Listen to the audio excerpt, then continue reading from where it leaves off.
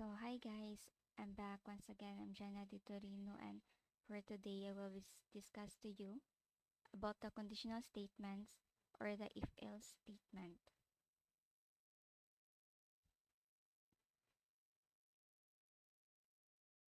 So, let's see the Python and Java conditions and if statement. So, here in Java, so in conditional or in looping, uh, mag- um, we use these symbols like the less than, less than or equal, greater than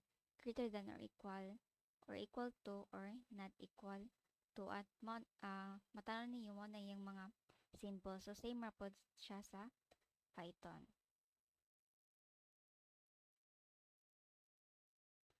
So, let's see the example in Python for the if statement, the elif or the else. So, first, let's see. Tanaw na to ang example sa if statement. So, diri sa 1 to 4 line, natay A nga variable at na siya sulod nga 5. So, napotay B nga variable, which is ang sulod niya is 10. So, tanawon na to, maghimutag conditions para na sa variables. So, pinakauna, if statement. So, if ang B daw, which is ang 10, is greater ba siya sa A, which is value is 5. So, if 10, si 10 ba is greater than siya sa 5. So, kung ikuha nato ang if statement, ang if execute lamang siya or ma-print lamang iyang block of code kapag kanang true iyang condition. So, matanong nato dara ang result niya is true. So, the block of code will be executed. So, sunod nga example, mo ni ang if and elif statement. So, nanapod tay A variable nga nasa sulod nga 5 o B variable na po siya sulod nga 5 value. Then, i-test na to or mag-condition ta, ana. So, sa first condition, if ang B ba, which is ang 5, is greater than ba siya sa A, so matanong na to nga B has value of 5 and A has a value of 5. So, matanong na to diri nga ang condition is wala niya na meet, means false siya. So, iyang code is dili niya ma-execute or dili niya ma-print. So, kapag ang isa ka condition or the first condition is ma-false siya, magamit ta og elif statement. So, mo jump na ta sa elif statement at amon na iyang atong i-execute or i-print nato. So, elif A is equal to B. So, makuha na to nga na true siya. So, dayon, i-execute na niya ang sulod sa elif statement or i-print na niya, which is ang A and B are equal. So, matanong po nato diri sa atong output. So, sa third example, natay pagiuban nga if statement, elif statement, o else statement. So, first, natay A variable na sulod 10, B variable na ay sulod nga value nga 5. Then, himo tag condition. So, if B or the 5 is greater than A, our result niya is false. So, the block of code will not be executed or dili niya ma-print ang sulod sa if statement. Then, magamit na po tag elif for another conditions. So, na siya condition nga A is equal to B. So, si A by is equal to B. So, makita nato nga ang value ni A is 10 and ang value ni B is 5. So, dili siya the same value. So, ang result niya is false.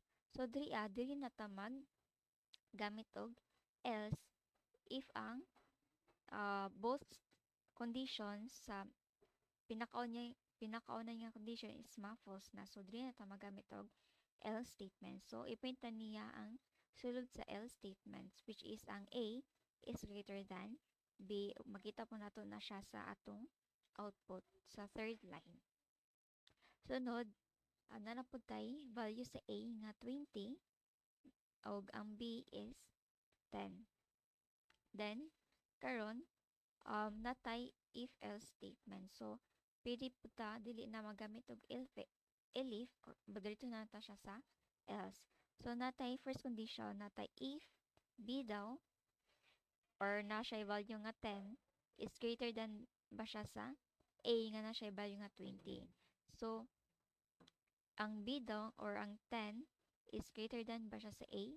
So makuha na to nga result ani is false. So the code of block will not be executed sa kanang sulod sa if statement. So mo na siya mo dito na dayon siya sa else statement, which is i-print niya ang B is not greater than A.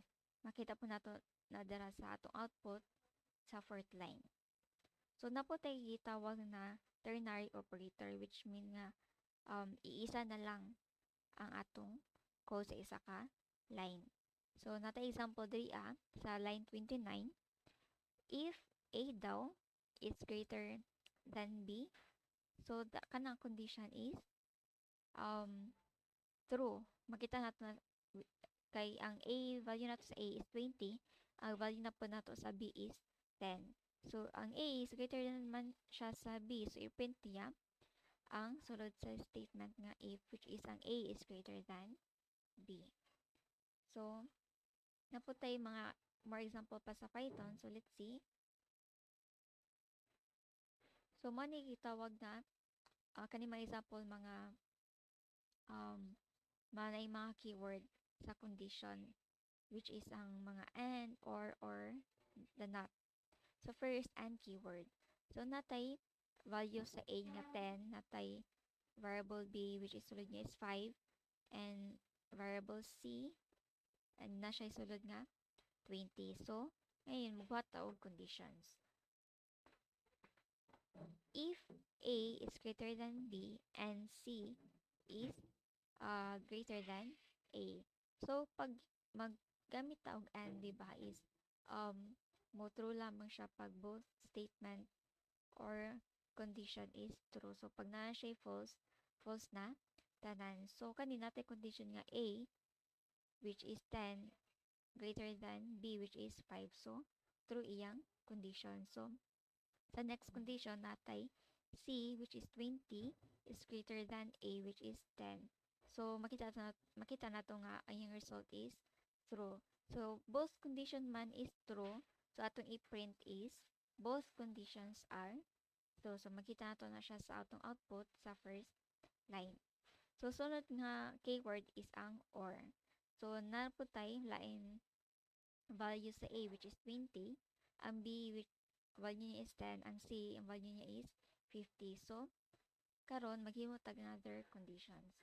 So if A is greater than B or A is greater than C. So sa first condition, so sa or true lang ang matrue lang ay isa ka or mag-result na siya og true kung ang at least one of these statements or conditions are, so bisag isa lang dito na ay true na siya, but ang kung duha false, false na siya. So tanaw na to sa first condition, A which is 20 is greater than B which is 10. So true yung result. So sa sunod na conditions, A is greater than C. So A is 20, greater than siya sa C which is 50. So which is false siya. So pero naman siya true nga isa dito. So iyang result is true. So that's why nagprint ta og string literal na at least one of the conditions is true. So next na keyword is not. So na po tayo bago nga value sa A which is 15 ug B is 16. Then if not A is greater than B. So si A daw is not greater than siya sa B. So ang result niya is true. That's why nagprint tawag string literal na A is not greater than B. So next natay variable nga x, ang iyang sulod niya is ang value of 30. Then nagamit ang if statement. So, natay condition nga x is greater than 10. Kapag ang x to is x pa is greater than siya sa 10, magkita na ang value sa x is 30. So, which is, yung result is true. Then, ipintay niya ang string literal na above 10. So, naman po siya another statement nga if, then na siya condition nga ang x ba or 30 is greater than 20. So, true man siya. So, ipint niya ang string literal na and also above 20. So, ang condition man is na true na siya. So, i-disregard na niya ang else statement. So, ang ginatawag niya is the nested if statement kay sa natay if statement so sa sulod niya na po siya if statement. So ang tawag niya niya is nested if statements. So mana ang mga Python conditions and if statements. So proceed ta sa Java. So Java conditions and if statements. So use if daw kung ang block of code nga i-execute is ma-true siya or ang specified condition is ma-true. Then use else to specify a block of code to be executed if the same condition is false. So magamit daw tag else statement kapag ang same condition is false siya. Then use else if to specify a new condition to test if the first condition is false. So let us proceed to the examples. Karon natay example sa if statement. So diri natay condition nga wala ta natay value nga 20 ug 18. So si 20 ba is greater than 18. So ang condition niya ang result niya is true man. So ipinta niya ang string literal na 20 is greater than 18. So kani nga code pwede po siya himuon og mga variable anang mga value niya. So natay int x, iyang sulod is 20, naputay int y, another variable na siya sulod nga 18. So instead nga magbuhat ta daan og value, so naghimo ta og variable para dito isulod ang mga value para ang variable na atong i-called. So if x is greater than y, true man siya. So i-print ang x is greater than y. So another example of this sa if else statement. So natay variable nga time, yung data type is int, then na siya sulod nga 20. So if daw ang time is less than siya sa 18, i-print daw ang good day.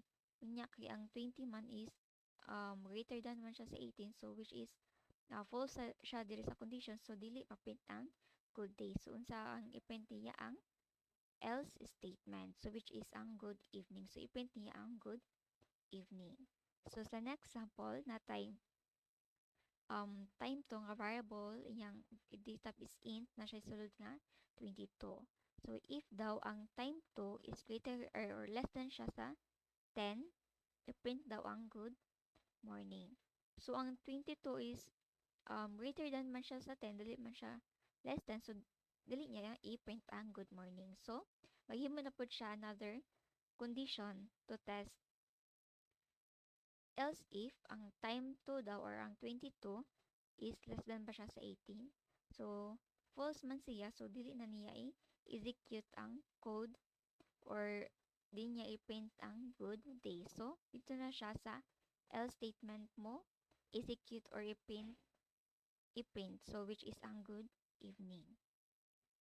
So next is naputay ternary operator sa Java. So na example ani, so natay variable nga time 3, yung data type is int, na siya sulod nga 20.